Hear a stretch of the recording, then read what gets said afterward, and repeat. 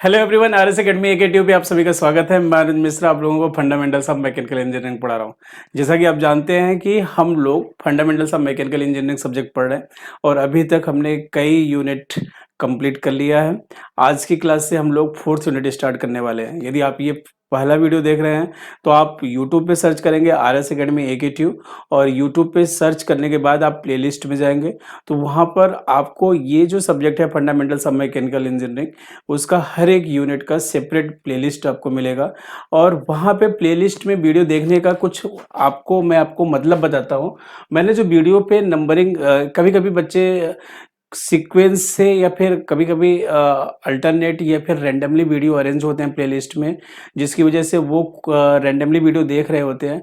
तो मैं आपको सजेस्ट करूंगा कि मैंने जितने भी वीडियोस हैं सभी वीडियोस पे मैंने लेक्चर नंबर डाल रखा है। लेक्चर नंबर डालने का मेरा तरीका कुछ इस तरह से है। यदि मान लो मैंने लिखा 2.01, क्या मैंने लिखा 2.01, तो पहला 2 जो है 2 का मतलब है यूनिट। 2 का मतलब क्या है? यूनिट। और यूनिट कौन सा है? ये सेकेंड। और ये जो दूसरा है 0.1, इसका मतलब लेक्चर कौन सा है? Lecture first. सिमिलरली यदि हमारे पास 2.04 है तो मतलब यूनिट सेकेंड का, और ये 0.4 का मतलब है फोर्थ लेक्चर। तो इसी तरह से जैसे आज की क्लास में हम जो पढ़ने जा रहे हैं तो ये मैंने यहाँ पे क्या लिख रखा है 4.0। 4 का मतलब क्या है? Unit fourth. फोर्थ का मतलब क्या है? हम यूनिट फोर्थ देखने वाले हैं। 0.1 का मतलब है फर्स्ट लेक्चर। तो ये आपको मतलब समझ में आ गया। आप हमेशा जो भी प्लेलिस्ट में वीडियो देखेंगे उन वीडियो को देखते वक्त ये इस बात का ध्यान रखेंगे कि आप सीक्वेंस में वीडियो देख रहे हैं। वर्जन 2.0 मैंने इसलिए किया है, इसलिए लिखा है क्योंकि पूरे के पूरे सिलेबस को मैंने मॉडिफाई किया है और पूरा का पूरा जो सिलेबस है वो न्यू जो पैटर्न है एग्जाम का, जो डे बाई डे चेंज हो रहा है, उन सभी प्रोबेबिलिटी और पॉसिबिलिटी को मैंने कंसीडर कर लिया। तो चलिए आज की क्लास स्टार्ट करते हैं। हमारा जो फोर्थ यूनिट है ये बेसिकली बेस्ड है फ्लूइड मैकेनिक्स और उसके एप्लीकेशंस पे। यदि आप सीबीएसई बोर्ड के स्टूडेंट हैं तो आपने सीबीएसई बोर्ड में 11th की फिजिक्स में फ्लूइड मैकेनिक्स आपने पढ़ रखा है, तो 70% मेजर पोर्शंस वहीं से लिया जाता है और बिल्कुल सिमिलर है, बहुत ज़्यादा आसान है। लेकिन फिर भी यदि आपने नहीं पढ़ रखा है तो भी कोई टेंशन लेने की जरूरत नहीं है। बहुत ही आसान लैंग्वेज में और ईजी तरीके से हम लोग इस सब्जेक्ट को कंप्लीट करने जा रहे हैं। तो चलिए आज की क्लास में स्टार्ट करता हूँ। हमारा जो आज का टॉपिक है introductions to fluid mechanics. Fluid mechanics क्या है इसको हम डिफाइन करेंगे, उसके बाद कुछ हम फ्लूइड प्रॉपर्टीज को देखेंगे। तो हमारा जो आज का यूनिट है वो है फोर्थ यूनिट, और फोर्थ यूनिट का हम फर्स्ट लेक्चर देखने जा रहे हैं। चलिए ठीक है। तो सबसे पहले देखो, सब्जेक्ट पढ़ने से पहले मैं यहाँ पे, आप जैसा जानते हैं कि यूनिट का नाम है unit fourth introduction to fluid mechanics and its applications. ये इन्होंने क्लियरली मेंशंस कर रखा है एकेटीयू ने, और यहाँ पे मैंने उन सभी चीज़ों को कॉपी पेस्ट कर रखा है। मैंने कुछ भी अपनी तरफ से नहीं लिखा है, जो एकेटीयू ने लिखा है सिलेबस में उन्हीं को मैंने एक सीक्वेंस और पैटर्न में अपनी तरफ से अरेंज कर लिया। लेकिन एक भी वर्ड मेरा नहीं है, ये टोटल एकेटीयू ने जो बोल रखा है मैं सिर्फ वही चीज़ें मैंने यहाँ पे लिख रखा है। तो एकेटीयू ने क्लियरली मेंशन कर रखा है, उन्होंने कहा कि इंट्रोडक्शंस फ्लूइड मैकेनिक्स, मतलब फ्लूइड मैकेनिक्स क्या होता है उसको इंट्रोड्यूस करिए और साथ ही साथ आप फ्लूइड के प्रॉपर्टीज को बताइए। कुछ प्रॉपर्टीज के नाम इन्होंने लिख भी दिए, जैसे प्रेशर क्या होता है, डेंसिटी क्या होता है, डायनेमिक एंड काइनेमेटिक विस्कोसिटी क्या है, स्पेसिफिक ग्रेविटी है। ये सब तो प्रॉपर्टीज हम पढ़ेंगे। साथ ही साथ मैं आपको यहाँ पे स्पेसिफिक वेट क्या मैं बताऊंगा आपको, स्पेसिफिक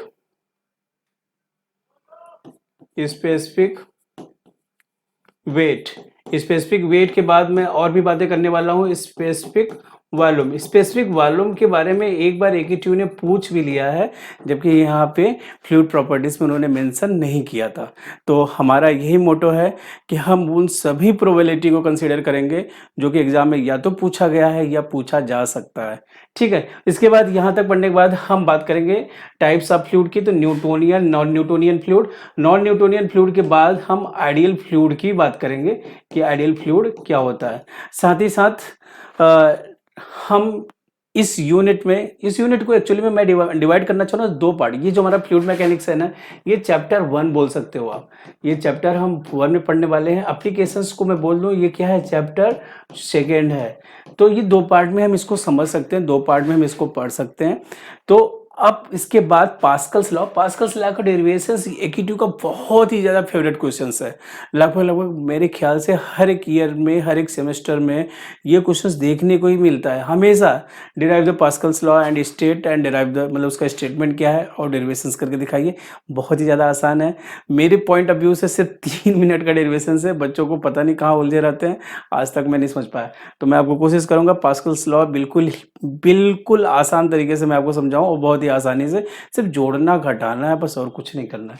ठीक है, उसके बाद कंटिन्यूटी इक्वेशंस हम देखेंगे। कंटिन्यूटी इक्वेशंस आपने सुना होगा A1 B1 equal to A2 B2, तो इसको हम यहाँ पे देखने वाले हैं। साथ ही साथ यहाँ पे जो हमें ना कुछ न्यूमेरिकल देखने वाले हैं। क्या साथ साथ क्या देखने वाले हैं? कुछ न्यूमेरिकल्स देखने वाले हैं। क्या देखने वाले हैं? न्यूमेरिकल्स।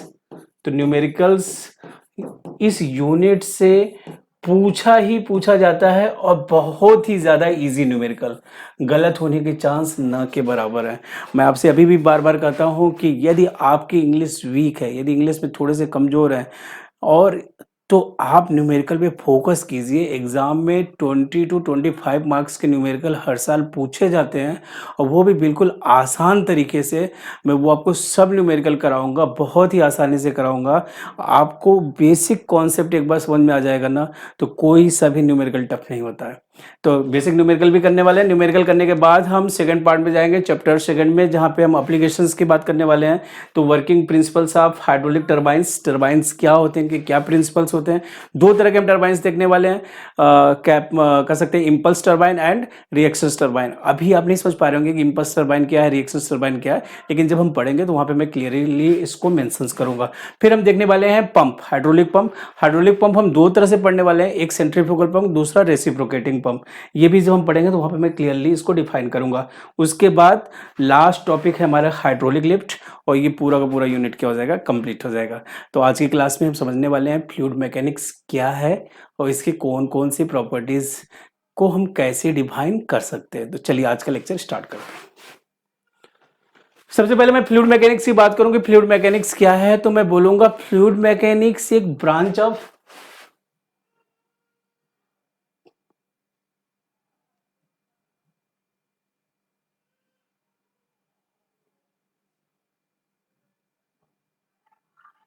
फ्लूइड मैकेनिक्स की मैं डिफाइन करना चाहूँ फ्लूइड मैकेनिक्स क्या है, तो मैं कहूँगा fluid mechanics is the branch of science which deals with the behavior of the fluid at rest as well as in motions। Fluid जब रेस्ट में है तब फ्लूइड के बिहेवियर को हम स्टडी करें, या फ्लूइड मोशंस में है तब हम फ्लूइड के बिहेवियर करें। ये दो के दोनों चीजें हमारे फ्लूइड मैकेनिक्स में आती है। ये जो जिस ब्रांच ऑफ साइंस में हम स्टडी करेंगे उसे हम क्या बोलेंगे, फ्लूइड मैकेनिक्स। ठीक है, उसे हम क्या बोलेंगे, फ्लूइड मैकेनिक्स। तो इधर कीवर्ड से याद रखना है आपको। देखो बाकी तो हमें, मैं आपसे एक बात बोलूँ ना, सेंटेंस फॉर्मेशन से हमारे इंजीनियरिंग में बिल्कुल फिक्स होता है। It is a branch of science, it will be known as, is called as. ये सब सेंटेंस हम आगे पीछे लगा देते हैं। कीवर्ड यदि हमें याद रहे तो हम आसानी से पूरा का पूरा डिफिनेशन बना सकते हैं। तो फ्लूइड मैकेनिक्स यदि हमें डिफाइन करना हो तो क्या है, तो मैं कहूँगा it is a branch of science in which, या फिर which deals with the behaviour of the fluids at rest as well as in motions।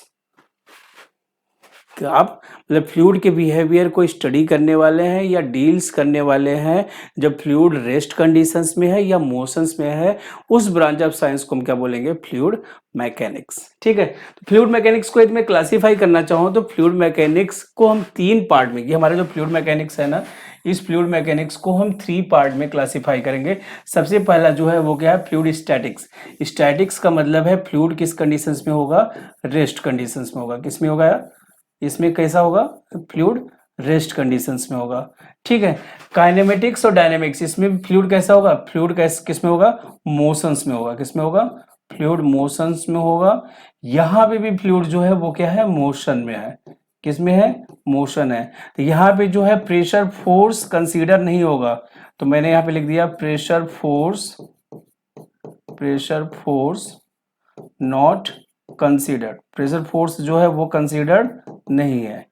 ठीक है, यहाँ पे जो है मोशन जो है pressure force consider, pressure force को आप क्या करेंगे, कंसीडर करेंगे, प्रेशर फोर्स कंसीडर्ड।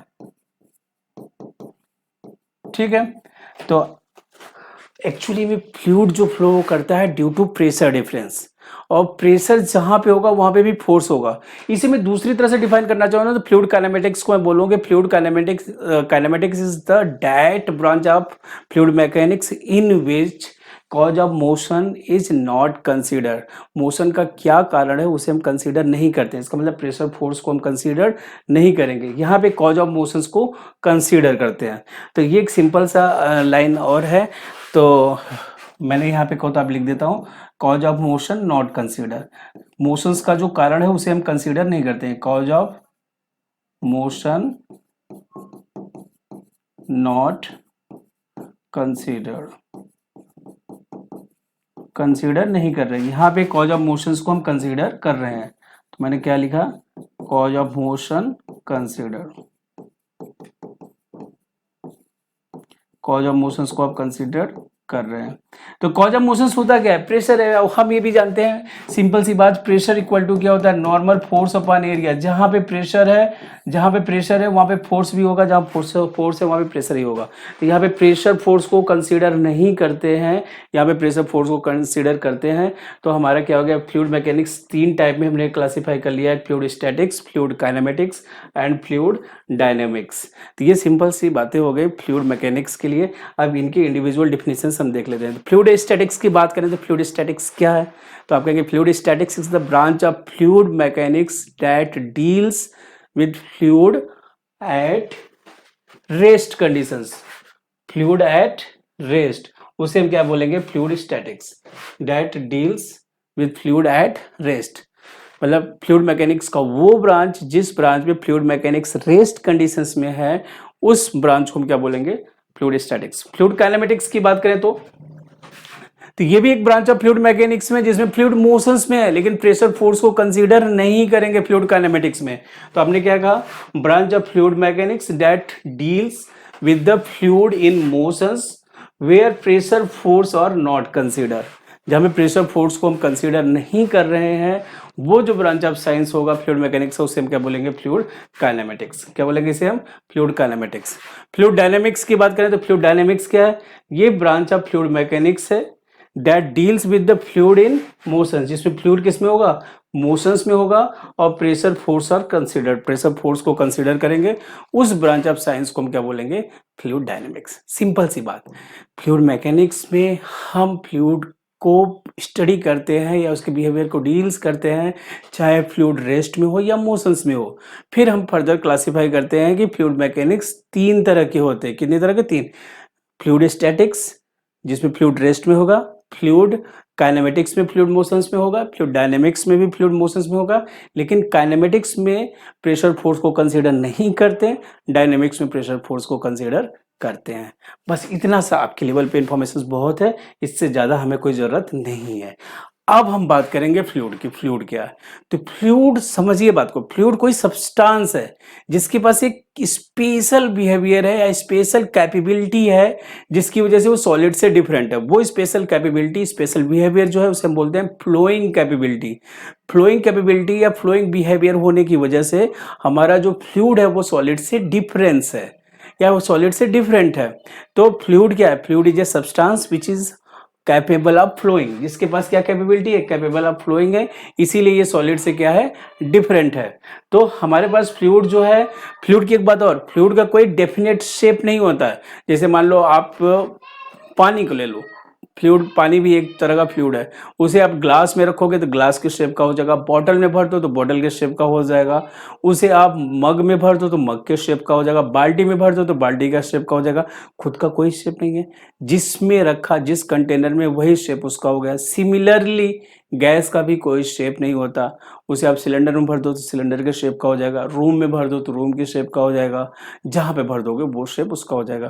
तो दूसरी बात, फ्लूइड जो होता है ना, इसका कोई डेफिनेट शेप नहीं होता, it has no definite shape of its own but conforms to the shapes of containing vessels. जो हम जिस वेसल्स में हमने रख दिया है ना, उसका जो शेप है वो इसका खुद का शेप हो सकता है। फ्लूइड को हम यदि क्लासिफाई करना चाहें तो फ्लूइड 2 तरह के होते हैं। पहला जो है वो क्या है, लिक्विड, दूसरा क्या होता है, गैस। सबसे बड़ी बात यह है कि हमने अभी तक फ्लूइड का मतलब सिर्फ लिक्विड समझते आए हैं, लेकिन ये सही नहीं है। फ्लूइड लिक्विड भी होता है, फ्लूइड गैस भी होता है। ठीक है, तो फ्लूइड दो तरह के होते हैं, एक लिक्विड होता है, दूसरा गैस होता है। अब बात करते हैं हम लिक्विड की। लिक्विड क्या है? Liquid is a type of fluid, एक तरह का फ्लूइड है, अभी हमने पढ़ा। दूसरा, फ्लूइड का कोई डेफिनेट शेप नहीं होता, सेम यहाँ बात, it has no definite shape of its own but conforms to the shape of containing vessels. दो लाइन तो हमने फ्लूइड से ही ले लिया। तीसरा इसका खुद का है कि ये एक तरह क्या टाइप ऑफ फ्लूइड है लिक्विड, इसका कोई डेफिनेट शेप नहीं होता, लेकिन इसका डेफिनेट वॉल्यूम होता है। इस बात को बहुत ही ध्यान से रखेंगे, याद रखेंगे, वेरी वेरी इंपॉर्टेंट। यदि मैं आपको 1 लीटर पानी दूं तो उससे पूरा रूम भर सकता है क्या? नहीं भर सकता। 1 लीटर थोड़ी सी जगह लेगा, लेकिन 1 केजी एयर में आपको दूं ना तो पूरे रूम को भर सकता है। तो यहाँ पे आपने देखा कि लिक्विड जो है टाइप ऑफ फ्लूइड है, गैस भी टाइप ऑफ फ्लूइड है। लिक्विड का कोई डेफिनेट शेप नहीं होता है, गैस का भी कोई डेफिनेट शेप नहीं होता है, लेकिन ये लिक्विड का जो है डेफिनेट वॉल्यूम होता है, लेकिन गैस का कोई डेफिनेट वॉल्यूम नहीं होता है। गैस जिसमें रखा जाता है वही वॉल्यूम इसका खुद का हो जाता है। ये बहुत इंपॉर्टेंट बात है जो कि हमें याद रखना चाहिए। नेक्स्ट, गैस जो होता है कंप्रेसिबल होता है और इसका कोई वॉल्यूम नहीं होता, जिसमें रखा जाए उसका वॉल्यूम इसके वॉल्यूम के बराबर हो जाता है जिस भी कंटेनर में रखा जाता है। लेकिन यदि मैं बात करूं लिक्विड का, तो लिक्विड का वॉल्यूम जो है वो स्लाइटली जो होता है वो क्या होता है? स्लाइटली चेंज हो जाता है। लिक्विड का वॉल्यूम क्या है? स्लाइटली चेंज हो जाता है।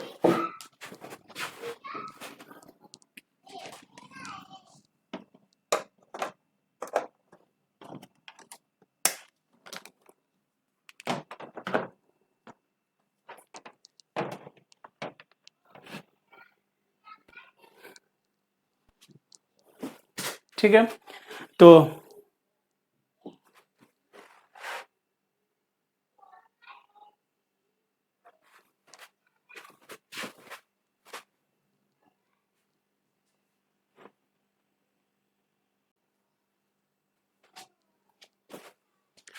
आपने देखा कि गैस और लिक्विड दोनों फ्लूइड हैं। इनमें सिर्फ डिफरेंस ये है कि लिक्विड का डेफिनेट वॉल्यूम होता है जबकि गैस का कोई डेफिनेट वॉल्यूम नहीं होता है, जिसमें रख दिया जाएगा वही वॉल्यूम इसका वॉल्यूम हो जाता है। ठीक है, तो यहाँ तक हमें कोई दिक्कत नहीं है। अब हम कुछ बेसिक प्रॉपर्टीज ऑफ फ्लूइड की बात करें तो बेसिक प्रॉपर्टीज ऑफ फ्लूइड जो हैं वो ढेर सारे हैं, इनमें से कुछ हमें दिख रहे हैं। तो सबसे पहला जो फ्लूइड की प्रॉपर्टीज है वो प्रेशर है। प्रेशर आप जानते हैं, इसको पी से डिनोट करते हैं, और प्रेशर इक्वल टू क्या होता है? Normal force upon area. ये हमने स्कूल लेवल पे इतनी चीज़ों को हमने पढ़ रखा है, तो यहाँ पे सेम बातें यहाँ पे भी होने वाली है। डेंसिटी की मैं बात करूँ तो डेंसिटी इक्वल टू क्या होता है? मास अपॉन वॉल्यूम। तो ये भी हमने पहले से पढ़ रखा है। स्पेसिफिक वॉल्यूम जो है ये रेसिप्रोकल ऑफ डेंसिटी है, ये मास अपॉन वॉल्यूम होता है, ये वॉल्यूम अपॉन मास हो जाएगा। क्या हो जाएगा? Volume upon mass. Specific weight की बात करें तो स्पेसिफिक वेट को हम ओमेगा से डिनोट करते हैं। ये जो होता है वेट पर यूनिट वॉल्यूम, इसे हम क्या बोलेंगे? Wait per unit volume. ठीक है, और यदि हम बात करें स्पेसिफिक ग्रेविटी की, स्पेसिफिक ग्रेविटी जो है ना, स्पेसिफिक ग्रेविटी जो है ये है density of fluid, density of fluid upon density of standard fluid, density of standard fluid. बाकी ये क्या है भी हम डिटेल में इसे हम पढ़ने वाले हैं। डायनेमिक विस्कोसिटी की बात करें तो डायनेमिक विस्कोसिटी क्या है? ये एक तरह का प्रॉपर्टी ऑफ फ्लूइड्स है जो कि क्या प्रोवाइड करता है? रेजिस्टेंस प्रोवाइड करता है between the layers of the fluid. और काइनेमेटिक विस्कोसिटी को न्यू से डिनोट करते हैं, ये होता है ratio of dynamic viscosity to the density of fluid. तो चलिए एक एक प्रॉपर्टी देखते हुए हम आगे बढ़ते चलते हैं। सबसे पहला जो हमारे पास टॉपिक है प्रेशर। प्रेशर को यदि मैं डिफाइन करूं कि प्रेशर क्या है तो मैं आपसे बोलूँगा pressure is defined as the ratio of normal force per unit area. Normal force per unit area ये जो है प्रेशर है। तो यहाँ पे प्रेशर को हम डिनोट करते हैं P से, तो मैंने यहाँ पे सिंपल लिख दिया P equal to F upon A. F क्या है? नॉर्मल फोर्स है, A जो है एरिया है। नॉर्मल फोर्स अपॉन एरिया जो है वो क्या हो जाएगा? प्रेशर हो जाएगा। अब यहाँ पे यदि मैं बात करूँ तो प्रेशर क्या है? ये स्केलर क्वांटिटी है। क्या है? स्केलर क्वांटिटी है। ठीक है। अब यूनिट ऑफ प्रेशर जो है बहुत इंपॉर्टेंट है। यूनिट ऑफ प्रेशर की यदि मैं बात करूँ तो यूनिट ऑफ प्रेशर में सबसे पहला प्रेशर का जो यूनिट होता है, हम जानते हैं प्रेशर इक्वल टू है क्या, फोर्स अपॉन एरिया। तो फोर्स का यूनिट क्या है, न्यूटन। एरिया का यूनिट क्या है, मीटर स्क्वायर। ठीक है। दूसरा 1 Newton per metre square equal to होता है 1 Newton per metre square equal to होता है 1 पास्कल। ठीक है। इसका और भी यूनिट होता है किलो पास्कल। इसका और भी यूनिट जो है प्रेशर का, ये क्या हो जाएगा, kilo pascal, mega pascal, giga pascal, et cetera. ठीक है। और भी यूनिट्स है, यूनिट्स में कोई कमी नहीं है, प्रेशर का यूनिट बहुत इंपॉर्टेंट है। तो फोर्थ यूनिट में बात करूं तो प्रेशर का यूनिट है एटमॉस्फेरिक प्रेशर। क्या है, एटमॉस्फेरिक प्रेशर। और 1 atm जो होता है वो होता है 101,325 न्यूटन पर मीटर स्क्वायर। ठीक है। और 1 बार की मैं बात करूं तो 1 बार इक्वल टू होता है 10 to the power, sorry 10 to the power 5 newton per metre square. 10 to the power 5 newton per metre square.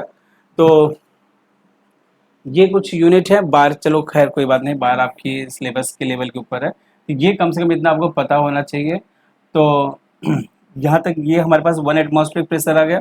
ये हमारे पास फोर्थ यूनिट है। तो ये प्रेशर के कुछ यूनिट थे। प्रेशर का यूनिट आपको पता होना चाहिए, जो कि हम पहले से स्कूल लाइफ से ही पढ़ते चले आ रहे हैं। ध्यान से आपको पढ़ना है ये। तो इतने भी टर्म में हम प्रेशर को मेजर कर सकते हैं। बार और यदि लिखना चाहें तो लिख सकते हैं कि बार में भी हम प्रेशर को मेजर कर सकते हैं। एटमॉस्फेरिक प्रेशर जो होता है उसे हम नॉर्मली मान के चलते हैं 1 बार। इसे 1 पॉइंट या फिर 1 बार इक्वल टू लिख ही सकते हैं आप। 1 bar equal to 10 to the power 5 newton per metre square. ठीक है। तो ये हमारे पास कुछ प्रेशर के यूनिट हो गए। अब नेक्स्ट प्रॉपर्टी हमारे पास जो है डेंसिटी। डेंसिटी भी हम बहुत पहले से पढ़ रहे हैं और बहुत ज़्यादा आसान है। तो डेंसिटी के बारे में हमें बहुत ज़्यादा स्पेशल कोई पढ़ने की जरूरत नहीं है कि ये क्या है। डेंसिटी इक्वल टू होता है, इसे हम रो से डिनोट करते हैं। किससे डिनोट करते हैं, रो से। तो डेंसिटी इक्वल टू क्या होता है, मास अपॉन वॉल्यूम।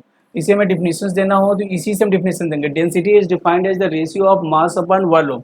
सेम यही, इसे हम मास डेंसिटी भी बोलते हैं। एग्जैक्ट वर्ड जो डेंसिटी के लिए यूज होना चाहिए ना, वो मास डेंसिटी है। क्योंकि जब आप इलेक्ट्रॉनिक्स इलेक्ट्रिकल पढ़ते हैं ना, तो वहाँ पे मास डेंसिटी होता है, लेंथ डेंसिटी होता है, वॉल्यूम डेंसिटी होता है। तो मास डेंसिटी होता है वो रियल में मास वही डेंसिटी है, मास पर यूनिट वॉल्यूम। तो मास डेंसिटी इसका रियल वर्ड है। It is defined as the mass per unit volume of the fluid. तो मास यूनिट ऑफ डेंसिटी की बात करें तो हम जानते हैं मास का जो यूनिट होता है वो क्या होता है, केजी। वॉल्यूम का यूनिट क्या है, मीटर क्यूब। ठीक है। यदि मैं सीजीएस में यूनिट बात करूं, किसकी बात करूं, सीजीएस में बात करूं, तो ये ग्राम पर सेंटीमीटर क्यूब भी हो सकता है। कभी कभी यूनिट कन्वर्जन का भी आ सकता है, तो हमें पता होना चाहिए। ठीक है। कुछ हमारे पास डेंसिटी हमें पता होना चाहिए स्टैंडर्ड फ्लूइड का। जैसे डेंसिटी ऑफ वाटर जो होता है वो होता है 1000 KG per metre cube. Density of mercury जो है वो है 13600 KG per metre cube. Density of air होता है 1.2 केजी पर मीटर क्यूब। तो ये कुछ हमारे पास डेंसिटी कुछ फ्लूइड के दिए गए हैं, क्योंकि फ्लूइड वाटर भी हो सकता है, गैस भी हो सकता है। तो वो कुछ डेंसिटी दिए थे जो कि हमने यहाँ पे देख लिया। ठीक है। नेक्स्ट स्पेसिफिक वॉल्यूम की बात करते हैं। स्पेसिफिक वॉल्यूम क्या है, it is the reciprocal of density. Density क्या था, मास अपॉन वॉल्यूम। तो ये वॉल्यूम पर यूनिट मास हो जाएगा। इसको हम डिनोट करते हैं स्मॉल v से। तो स्पेसिफिक वॉल्यूम जो है वो क्या हो जाएगा, वॉल्यूम पर यूनिट मास। तो आप क्या कहेंगे, it is defined as the ratio of volume per unit mass of the fluid is known as specific volume. इसकी यूनिट की बात करें तो स्पेसिफिक यूनिट, स्पेसिफिक वॉल्यूम का यूनिट क्या हो जाएगा, मीटर क्यूब पर केजी। क्या हो जाएगा, मीटर क्यूब पर केजी। नोट में मैं लिखूं तो बोलूंगा it is the reciprocal of density. Note में मैंने क्या बोल दिया, it is the reciprocal of the density, या फिर मास डेंसिटी, आप जो भी बोल, रेसिप्रोकल ऑफ डेंसिटी, या फिर मैंने लिख दिया मास डेंसिटी। ठीक है, मास डेंसिटी। तो ये भी हमारे पास प्रॉपर्टीज ऑफ फ्लूइड जो है ये हमने कंप्लीट कर लिया। नेक्स्ट हम देखने वाले हैं स्पेसिफिक वेट। स्पेसिफिक वेट को हम ओमेगा से डिनोट करते हैं। स्पेसिफिक वेट एक्चुअली में होता है वेट पर यूनिट वॉल्यूम, उसको हम क्या बोलते हैं स्पेसिफिक वेट। तो ओमेगा इक्वल टू क्या हो जाएगा, ये ओमेगा है W अपॉन वॉल्यूम। तो इसी से हम डिफिनेशंस बना देंगे कि specific weight is defined as the weight per unit volume. इसे क्या बोलते हैं, वेट डेंसिटी भी हम बोलते हैं। जैसे मास डेंसिटी होता है ना, वैसे ये वेट डेंसिटी। मास डेंसिटी में क्या था, मास per unit volume. Weight density में क्या होगा, वेट पर वॉल्यूम। वॉल्यूम डेंसिटी में क्या हो जाएगा, सॉरी लेंथ डेंसिटी। ये ऐसे डिफरेंट डिफरेंट डेंसिटी होते हैं, तो यहाँ पे आपको इन चीज़ों का ध्यान होना चाहिए। तो अब यदि मैं यहाँ पे बोलूँ कि W को मैं क्या लिख सकता हूँ, W को मैं लिख सकता हूँ mg, और mg अपन वॉल्यूम, तो ये क्या हो जाएगा m अपन वॉल्यूम इंटू जी। तो m अपन जी जो हो जाता है वो क्या हो जाएगा रो इंटू जी। तो हमारे पास जो स्पेसिफिक वेट है ना वो रो इंटू जी के भी बराबर होता है। तो हम या तो ये हमारे पास रिलेशंस है या तो हमारे पास ये है, दोनों का हम यूज करके न्यूमेरिकल में इसका एडवांटेज लेंगे। अब वेट की बात करें तो weight of specific sorry unit of specific weight क्या है, तो हम जानते हैं specific weight equal to weight per unit volume. Weight का यूनिट क्या होता है न्यूटन, वॉल्यूम का यूनिट क्या होता है मीटर क्यूब। तो इसकी यूनिट क्या होगी Newton per metre cube. Unit क्या हो जाएगा न्यूटन पर मीटर क्यूब। तो ये आपने देखा कितना आसान था। नेक्स्ट हमारे पास क्या है स्पेसिफिक ग्रेविटी। स्पेसिफिक ग्रेविटी की मैं बात करूँ तो स्पेसिफिक ग्रेविटी क्या है, तो आप कहेंगे specific gravity is defined as the ratio of density of fluid to the density of standard fluid. तो मैंने क्या लिखा, specific gravity is defined as the ratio of density of the fluid, density of the fluid to the density of standard fluid, density of the standard, density of the standard fluid. इसे हम क्या बोलेंगे specific gravity. Specific gravity की कोई भी unit नहीं होती है, डायमेंशन लेस क्वांटिटी है। क्यों, क्योंकि ऊपर भी डेंसिटी है नीचे भी डेंसिटी है। तो यहाँ पे इसी से हम डिफिनेशंस बना देंगे। It is defined as the ratio of density of fluid with respect to density of standard fluid. यदि हमारा फ्लूइड लिक्विड है, यदि हमारा फ्लूइड क्या है liquid, for liquid standard fluid is water. और वाटर के लिए हम क्या डेंसिटी यूज करते हैं, वाटर के लिए हम डेंसिटी यूज करते हैं 1000 kg पर मीटर क्यूब। वाटर के लिए हम क्या यूज करते हैं 1000 kg पर मीटर क्यूब। गैस के लिए बात करें तो गैस के लिए स्टैंडर्ड फ्लूइड क्या है एयर है, और एयर की हमें डेंसिटी पता होनी चाहिए कितना है 1.2 kg पर मीटर क्यूब। तो ये दो वैल्यू आपको याद होना चाहिए, ये दोनों कंडीशंस भी याद होना चाहिए कि स्टैंडर्ड फ्लूइड जो होता है लिक्विड के लिए वाटर होता है, गैस के लिए एयर होता है। इन दोनों की डेंसिटी की वैल्यू भी हमें यहाँ पे दी गई है। ये बातें हमें क्या होनी चाहिए क्लियर होनी चाहिए for liquid and for gas. ठीक है, तो आज की क्लास के लिए इतना ही। नेक्स्ट क्लास में हम लोग न्यूमेरिकल देखने वाले हैं on the fluid properties. Thank you.